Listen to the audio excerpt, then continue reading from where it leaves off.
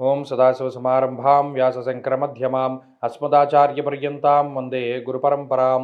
జ్యోతిషశాస్త్రాన్ని భావితరాల వారికి ప్రసాదించిన ఋషుల యొక్క పాదపద్మాలకి నమస్కారం చేసుకుంటూ, అలాగే నాకు ఈ జ్యోతిష విద్యను నేర్పిన గురువర్యులు జ్యోతిష బ్రహ్మ కీర్తిశేషులు శ్రీ ఈరంకి సూర్యనారాయణమూర్తి గారు, సూర్యశ్రీ దైవజ్ఞ గారి యొక్క పాదపద్మాలకి నమస్కారం చేసుకుంటూ, ఓం శ్రీ మహాగణాధిపతి నమః, శ్రీ గురుభ్యో నమః, హరి ఓం.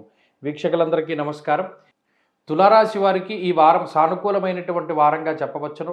ప్రత్యేకించి అనుకూలించేటువంటి గ్రహాల యొక్క సంఖ్య చాలా ఎక్కువగా ఉన్నది. షష్ఠస్థానమందు 3 గ్రహాలు యోగిస్తూ ఉంటే, గురుబలంతో అలాగే చంద్రబలంతో కలుపుకొని ఎక్కువ సంఖ్యలో గ్రహాలు యోగిస్తూ ఉన్నాయి. దీనివల్ల అటు శత్రు సంబంధమైనటువంటి విషయాలు, పలానా వాళ్ళు మీ మీద ఏదైనా కక్షపూరితంగా ఏదైనా ఒక పని చేస్తూ ఉన్నా, ఒక చెడు ప్రచారం చేస్తూ ఉన్నా, మీ మీద లేనిపోని నిందారోపణలు చేస్తూ ఉన్నా, లేదా మిమ్మల్ని ఇబ్బంది పెట్టాలి అని ప్రయత్నం చేస్తూ ఉన్నా, అటువంటి శత్రుముఖను అంతటినీ కూడా కూకటి వేళ్లతో సైతంగా మీకు పెకలించి వేసేటువంటి పరిస్థితులు కనబడుతూ ఉన్నాయి. అలాగే అర్ధలాభో వస్త్రలాభ ధాన్యలాభ యశస్తథ అన్నారు.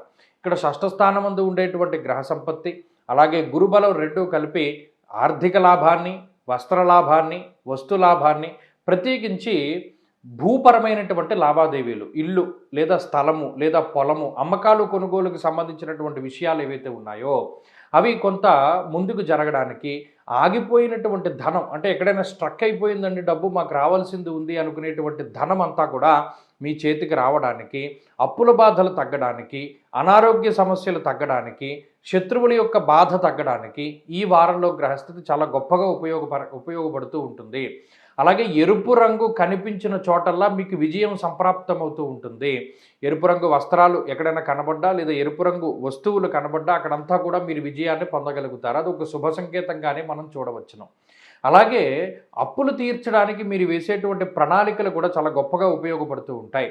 మరీ ముఖ్యంగా సంబంధ బాంధవ్యాలు మెరుగుపడుతూ ఉంటాయి. కుటుంబ సభ్యులతోటి, జీవిత భాగస్వామితోటి, సంతానంతోటి లేదా బంధుమిత్రాదులతోటి ఆత్మీయంగా కాలాన్ని గడిపేటువంటి పరిస్థితులు గోచరిస్తూ ఉన్నాయి. చాలా కాలంగా ఉన్నటువంటి గొడవలు, తగాదాలు అన్ని తగ్గుముఖం పట్టి అందరూ కూడా ఆనందదాయకమైనటువంటి సమయాన్ని గడపడానికి అవకాశం ఉంటుంది.